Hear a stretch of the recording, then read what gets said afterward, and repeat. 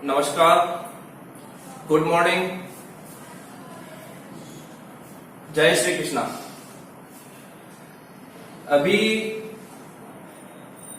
हमारे द्वारा जो वीडियो आ रहे हैं, इन वीडियो में हम लोगों ने देखा है तो समास के कुछ टॉपिकों की हमने कल चर्चा की। समास में अर्थ के रूप में कितने भेद होते हैं, विश्लेषण के रूप में कितने भेद होते हैं, ये चर्चा हमने कल की। अब हमारे पास हम लोगों ने ये दो रूप बनाए थे कि अर्थ के आधार पर और विश्लेषण के आधार पर समास के अलग अलग रूप कैसे हैं, समास की चर्चा कैसे करते हैं। तो ये सारी रूपरेखा हमने कल एक बार क्लियर की। आज हम लोग क्या करेंगे कि समास के भेद जो हमारे 6 बताए गए हैं, जिनमें पहला है अव्ययीभाव समास, दूसरा है तत्पुरुष समास, तीसरा है द्वंद्व समास, चौथा द्विगु और पांचवा कर्मधारय और छठा बहुव्रीहि। ये जो 6 समास हैं, इन 6 समासों की चर्चा आज हम हमारे इस वीडियो में करेंगे, ठीक है ना। तो आज हमें यहां पर समास के जो हमारे 6 भेद हैं उनको देखना है, ठीक है ना। समास के हमारे 6 भेद बताए गए हैं, कल भी हम लोगों ने इसकी चर्चा की थी।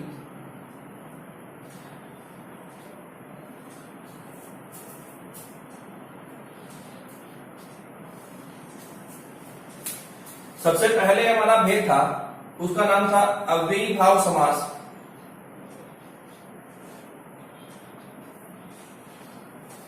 दूसरा था तत्पुरुष समास, तीसरा था द्वंद्व समास, चौथा द्विगु समास, पांचवा कर्मधारय समास और छठा बहुव्रीहि समास।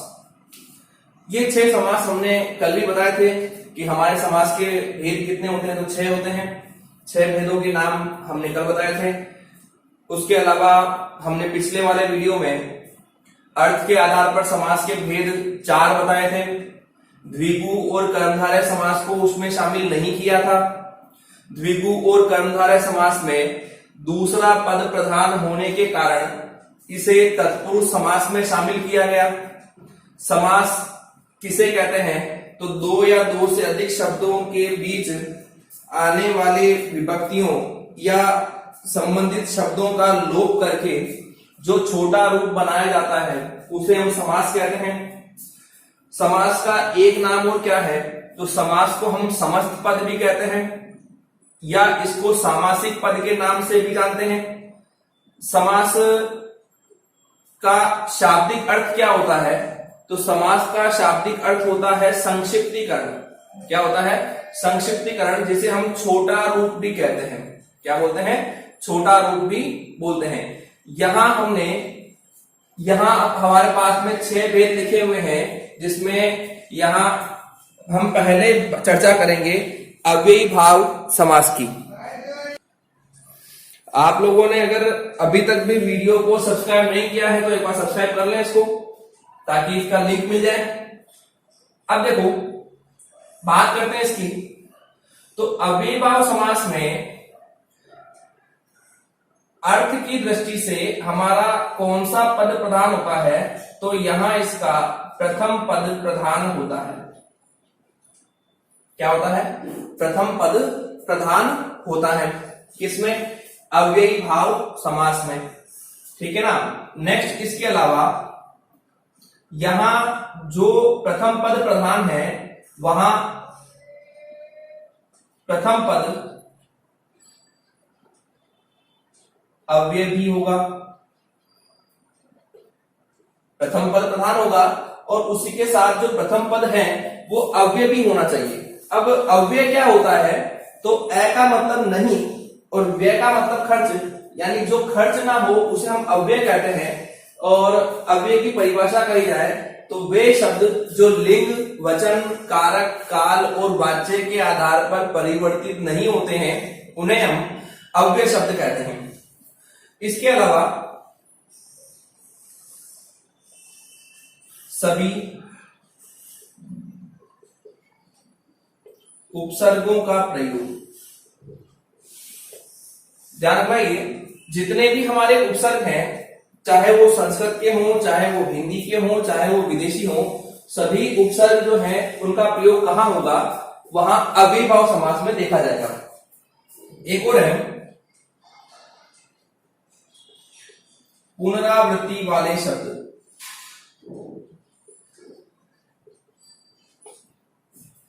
पुनरावृत्ति का मतलब क्या होता है, जो रिपीट हो रहे हो, है ना। रिपीट का मतलब जैसे धीरे धीरे, घड़ी घड़ी, पल पल, भर भर, है ना, या बारंबार, या बीचों बीच, हाथों हाथ, ये ऐसे शब्द जो होते हैं ये कहां पर आएंगे, अव्ययीभाव समास में लिए जाएंगे। ठीक है ना। एक यहां याद रखना कि यहां विग्रह कैसे होंगे, ये कैसे होंगे, वो चर्चा हम बाद में करेंगे। मैं पहले एक बार 6 ही समास के बारे में एक सामान्य चर्चा बता रहा हूं कि अव्ययभाव में क्या होगा, तत्पुरुष में क्या होगा, द्वंद्व में क्या होगा, द्विगु में क्या होगा। ये एक सामान्य चर्चा, पता चल सके कि हम जो यहां तैयारी कर रहे हैं वो सटीक रूप में हो रही है या नहीं हो रही है। ठीक है ना। चलो नेक्स्ट, हमारा दूसरा भेद जो है उसका नाम क्या है, तत्पुरुष समास। तत्पुरुष समास में ध्यान रखना कि हमारे यहां दूसरा पद प्रधान होता है, दूसरा पद प्रधान। ठीक है ना। नेक्स्ट, यहां हम जब तत्पुरुष समास के भेद करेंगे या तत्पुरुष समास का विग्रह करेंगे, जो शब्द आएंगे उनका विग्रह करेंगे, तो तत्पुरुष समास का विग्रह कारक विभक्तियों के आधार पर किया जाएगा। कारक विभक्तियों के आधार पर भेद। याद रखना, पहला तो इसमें दूसरा पद प्रधान होगा, दूसरा इसमें कारक विभक्तियों के आधार पर भेद किया जाएगा। अब सबसे बड़ी बात है कि कारक विभक्ति के आधार पर भेद करेंगे तो तत्पुरुष समास के भेद कितने होंगे, तो कारक विभक्ति के आधार पर तत्पुरुष समास के हमारे जो भेद हैं उनकी संख्या कितनी बताई गई है, 6 बताई गई है। ठीक है ना। अब दूसरी स्थिति, कारक कितने होते हैं, तो कारक हमारे 8 होते हैं। अगर आपको याद हो तो कर्ता, ने, कर्म, को, करण, से या के द्वारा, संप्रदान के लिए, अपादान से। अब देखो से 2 बार आ रहा है ना, तो करण वाला से जब भी आता है तो ये जुड़ने का बोध कराएगा, और जब भी अपादान वाला से आएगा तो ये अलग करने का बोध कराएगा।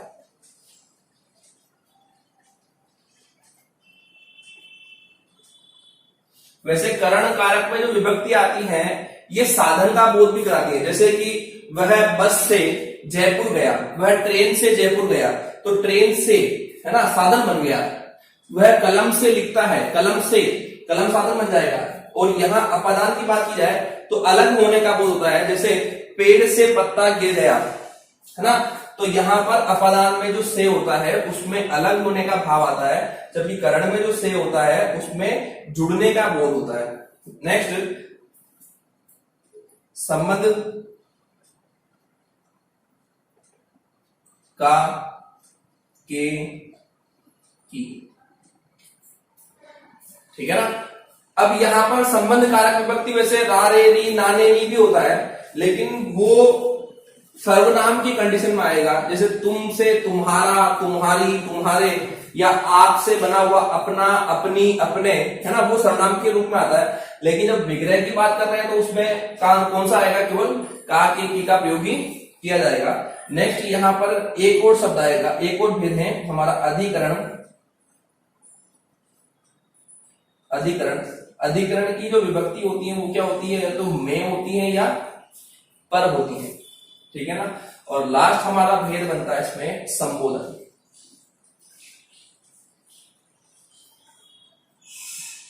संबोधन, संबोधन में जैसे हे, अरे, ओ, है ना, ये हमारे 8 कारक होते हैं।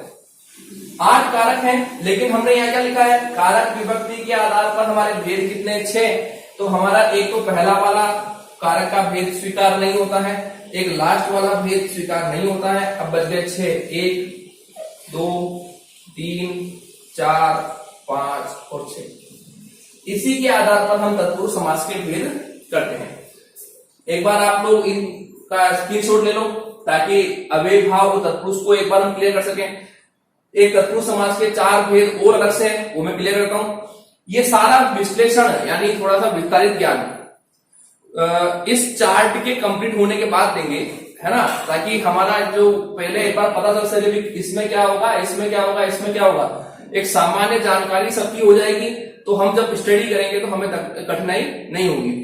स्क्रीनशॉट लो उसके बाद।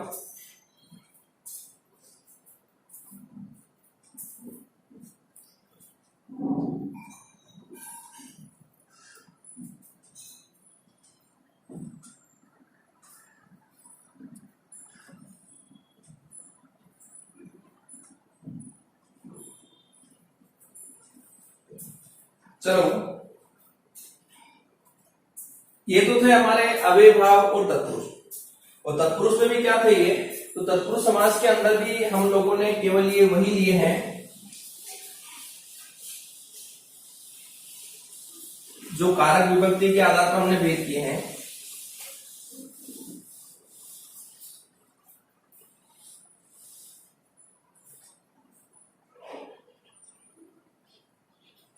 विश्लेषण के आधार पर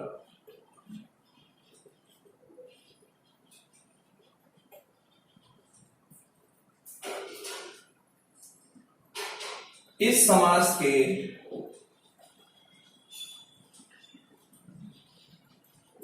4 भेद होते हैं। विश्लेषण के आधार पर इस समास के 4 भेद होते हैं। अब ध्यान से सुनना ये कि हम लोगों ने पहले जो तत्पुरुष समास के भेद किए थे वो किए थे कारक विभक्ति के आधार पर, और अब जो भेद कर रहे हैं वो भेद हमारे किस रूप में हो रहे हैं, तो वो हमारे विश्लेषण के आधार पर हो रहे हैं। अब विश्लेषण के आधार पर तत्पुरुष समास के 4 भेद कौन कौन से हैं, जिसमें एक है अलुक तत्पुरुष, दूसरा उपपद तत्पुरुष, तीसरा लुप्त पद तत्पुरुष और चौथा नए तत्पुरुष। इन चारों के बारे में हम चर्चा तत्पुरुष समास में कारक विभक्ति के भेद खत्म होने के बाद करेंगे कि इसमें किस किस रूप में आएंगे। और ये याद रखना कि रीड भर्ती में तो इससे प्रश्न नहीं आता है अलुक उपपद लुप्त पद से, लेकिन फिर भी एक सामान्य जानकारी होनी चाहिए कि अलुक क्या होता है, उपपद क्या होता है, लुप्त पद क्या होता है और नए क्या होता है। ठीक है ना। यहां आप लोगों को अभी मैंने केवल 2 समास की बात कही है जिसमें अव्ययभाव के लिए कहा था कि यहां पहला पद प्रधान होगा, जो प्रधान पद होगा वो अव्ययी होगा, उपसर्गों का प्रयोग अव्यय भाव में किया जाएगा। उसके अलावा यहां पुनरावृत्ति वाले शब्द होंगे वो भी अव्यय भाव में आएंगे। ठीक है ना। तत्पुरुष की बात की तो यहां दूसरा पद प्रधान होगा। इसमें एक और कहा कि विग्रह जो होगा वो कारक विभक्ति के आधार पर होगा। कारक कितने होते हैं, तो 8 होते हैं। कौन कौन सा कारक भेद में यहां स्वीकार नहीं किया जाएगा, तो पहला और 8वां यानी कर्ता कारक और संबोधन कारक को यहां भेद में शामिल नहीं किया जाएगा। नेक्स्ट, विश्लेषण के आधार पर कितने भेद होते हैं, तो 4 होते हैं। कौन कौन से, अलुक, उपपद, लुप्त पद और नए। ठीक है ना। नेक्स्ट बात करते हैं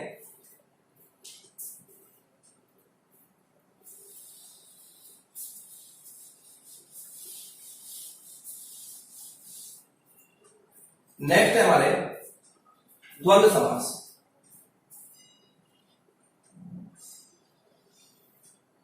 द्वंद्व का अगर अर्थ निकाला जाए तो द्वंद्व का शाब्दिक अर्थ होता है युद्ध। क्या होता है? युद्ध।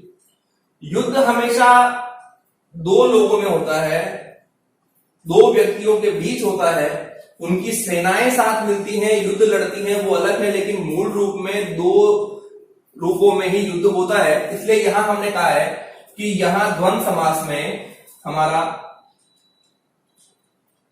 दोनों पद प्रधान होते हैं, दोनों पद प्रधान होते हैं। ठीक है ना? एक चीज और है, यहां जो शब्द आएंगे, जो हमारे उदाहरण स्वरूप जो शब्द दिए जाएंगे सामासिक पद के रूप में, यहां उन शब्दों के बीच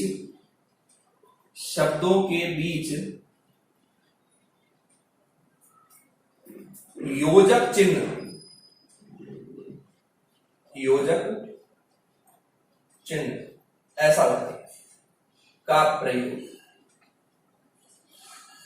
प्रयोग किया जाता है। ठीक है? एक चीज और है कि द्वंद्व समास के अंदर हमारे जो शब्द आते हैं उनमें विलोम शब्द भी देखे जाते हैं। तो विलोम शब्द का या शब्दों का प्रयोग, विलोम शब्दों का प्रयोग भी कहां देखा जाता है? तो वो कहां आएगा? यहीं पर आएगा। एक चीज और लगा ना, अगर दोनों पद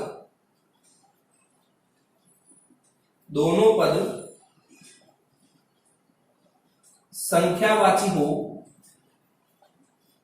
जैसे 10 12 है, 100 50 है ना, 25 26, और एक और विकल्प कर रहे हैं या एक और बात कर रहे हैं, दोनों पद संख्यावाची हो या दोनों पद विशेषण हो, दोनों पद विशेषण हो, तो वह भी कहां आएंगे? द्वंद्व समास में आएंगे। इस लाइन को थोड़ा याद रखना, क्योंकि कई बार क्या होता है कि हमने कहा था पहला पद संख्यावाची होता है तो वहां द्विगु समास होता है, और हमने ये भी कहा था कि पहला पद विशेषण होता है तो वहां कर्मधारय होता है। लेकिन आपको ये लाइन याद रखनी है कि दोनों पद संख्यावाची हो या दोनों पद विशेषण हो, तो वह किसमें आएगा? वह हमारे द्वंद्व समास में देखा जाएगा।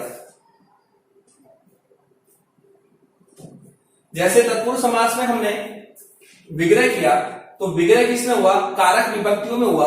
उसी प्रकार जब हम यहां शब्दों का विग्रह करेंगे तो वो वहां शब्दों का विग्रह या तो दोनों शब्दों के बीच में और लगाएंगे, या दोनों शब्दों के बीच में या लगाएंगे, या दोनों के बीच में आदि का प्रयोग करेंगे। ये हमारा द्वंद्व समास का ये रूप रहेगा। एक चीज और है कि हमारे द्वंद्व समास के भेद भी बताए गए हैं।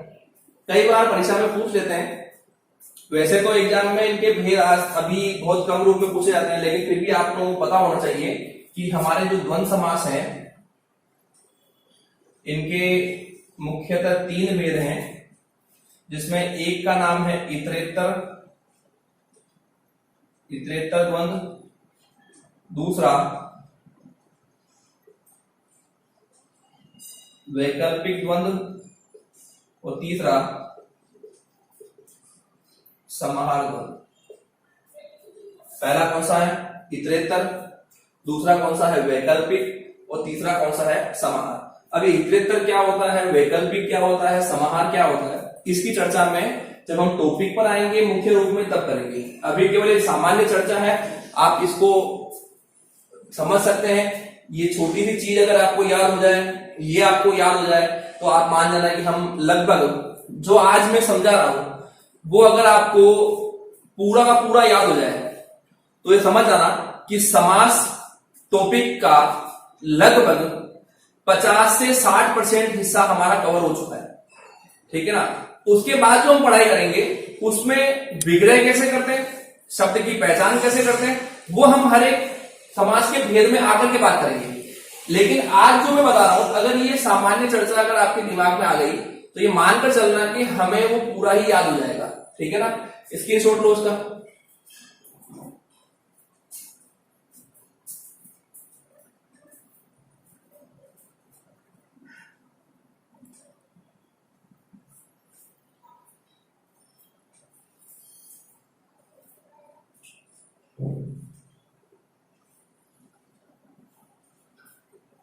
नेक्स्ट है हमारे द्विगु समास।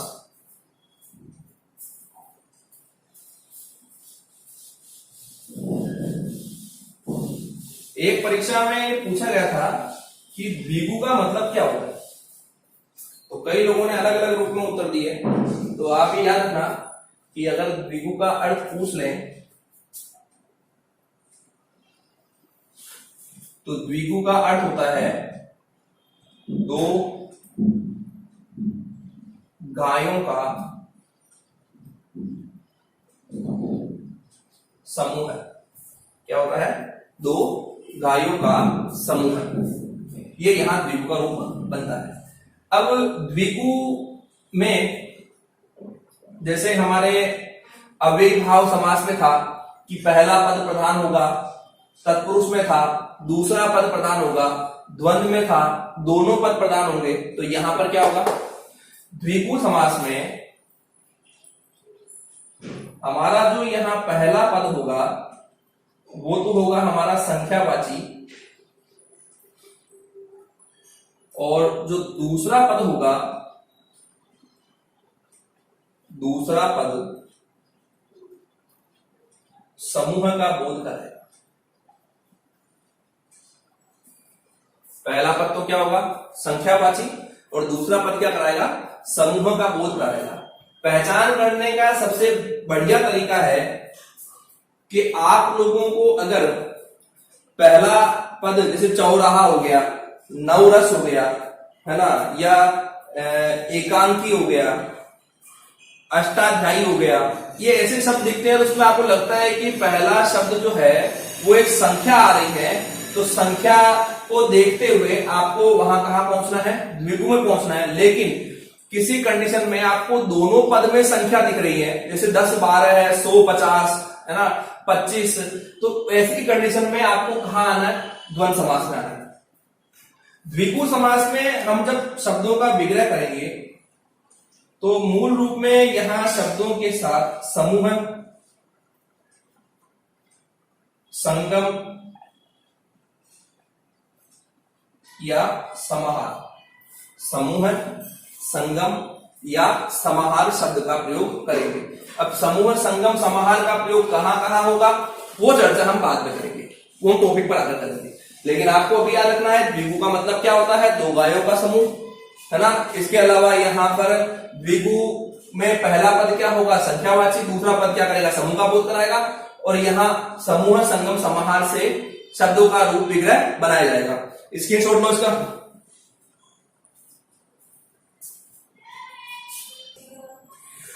चलो भाई, अब हम आते हैं हमारे नेक्स्ट जो भेद है, उसका नाम है कर्मधारय समास। अब पहले एक बार इसके बारे में समझ लेते हैं कि कर्मधारय क्या होता है। तो अगर ध्यान से देखें तो यहां एक शब्द आ रहा है कर्म, एक आ रहा है धारय, तो कर्म को धारण करना, है ना, ये यहां पूरा अर्थ बनता है।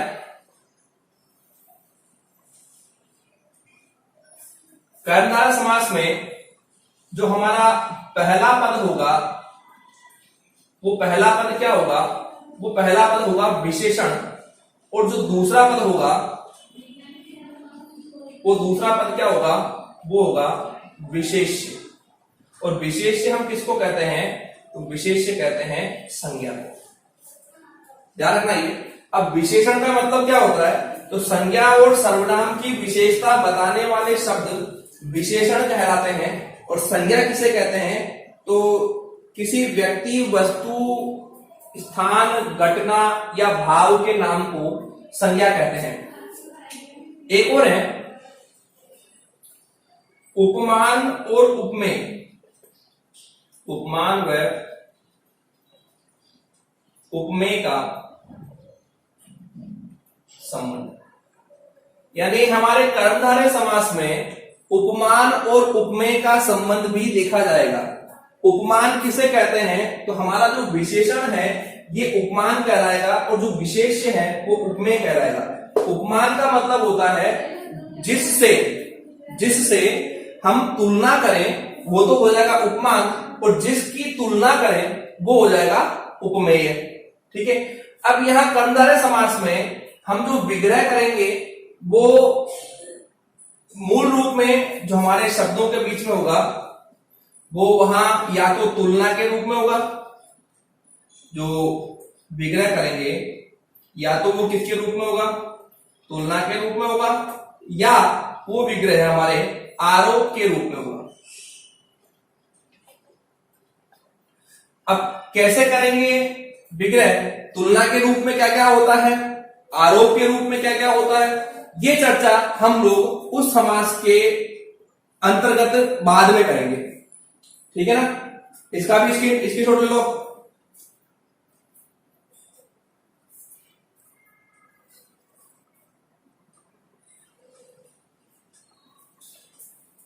नेक्स्ट समास है हमारा बहुव्रीहि समास।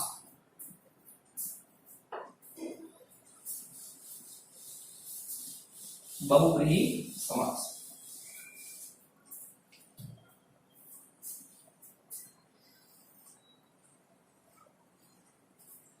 पहले तो हम ये कह सकते हैं कि यह समास जो है ये सभी समासों का राजा है। राजा क्यों कहते हैं इसको? क्योंकि कई बार बहुत सारे शब्द ऐसे होते हैं जिनके अंतर्गत बहुव्रीहि समास भी आ रहा होता है और अन्य समास भी दिख रहा होता है। तो ऐसी कंडीशन में वहां अगर अन्य प्रचलित अर्थ ग्रहण हो रहा है तो वहां बहुव्रीहि समास को सही माना जाता है। ठीक है। अब यहां पर हमने चर्चा की थी, तो यहां हमने कहा था कि पहला पद प्रधान होगा, यहां हमने कहा कि दूसरा पद प्रधान होगा, यहां हमने कहा दोनों पद प्रधान होंगे, यहां हमने कहा पहला पद संख्यावाची होगा और दूसरा पद समूह का बोध कराएगा, यहां हमने कहा कि पहला पद विशेषण होगा और दूसरा पद विशेष्य होगा। तो बहुव्रीहि समास में क्या होगा? यहां दोनों पद अप्रधान होंगे। क्या होंगे? दोनों पद अप्रधान होंगे और अन्य प्रचलित अर्थ ग्रहण किया जाएगा। ध्यान रखना, दोनों पद तो अप्रधान होंगे, यानी दोनों पद गौण होंगे, यहां पर दोनों की इंपोर्टेंस नहीं होगी, लेकिन यहां हर एक में कोई ना कोई तीसरा अर्थ आना चाहिए। जैसे नीलकंठ बोलते हैं तो नीला है कंठ जिसके अर्थात शिव आया है। जैसे वीणा पाणी, वीणा है हाथ में जिसके अर्थात सरस्वती आया है। जैसे युधिष्ठिर युद्ध में स्थिर है जो अर्थात ज्येष्ठ पांडव आया है। या हमारे वक्रतुंड, वक्र है तुंड जिसकी अर्थात गणेश आया है। उसी रूप में हर एक शब्द जो यहां आएंगे उसका अन्य अर्थ आना चाहिए, और अन्य अर्थ भी किस रूप में आना चाहिए? प्रचलन के रूप में आना चाहिए, रिवाज के रूप में आना चाहिए, अपनी इच्छा से कुछ नहीं आना चाहिए। ठीक है ना। एक ये है कि अधिकांशतः जो हमारे देवी देवताओं के नाम हैं, देवी देवताओं के नाम हैं, वो मूल रूप में कहां आते हैं? बहुव्रीहि समास में आते हैं। ठीक है। तो ये हमारा एक छोटा सा विश्लेषण हुआ। अब समास कैसे आएंगे, पहचान कैसे करेंगे, ये चर्चा हम लोग करेंगे हमारे अलग अलग टॉपिक के रूप में कि अविभाव क्या होगा, तत्पुरुष क्या होगा, द्वंद्व क्या होगा, द्विगु क्या होगा, बहुव्रीहि क्या होगा। ये चर्चा हम बाद में अलग अलग रूप में करेंगे। आज की चर्चा जो थी ये एक बार सारे समास को लेकर के हो गई है कि कौन कौन समास में क्या क्या होगा, हम कैसे पहचान करेंगे, इनका एक संक्षिप्त रूप क्या होगा।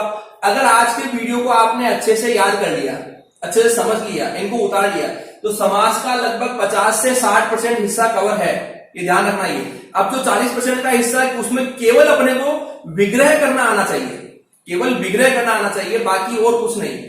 और आप लोगों को ये जरूर पता होना चाहिए कि पहला पद प्रधान कहां होता है, दूसरा कहां होता है, दोनों कहां होता है, पहला पद संख्यावाची कहां होता है, पहला पद विशेषण कहां होता है, और दोनों पद प्रधान नहीं होंगे, ये चीजें आपको पता होनी चाहिए। ओके, स्क्रीनशॉट लो उसका एक बार।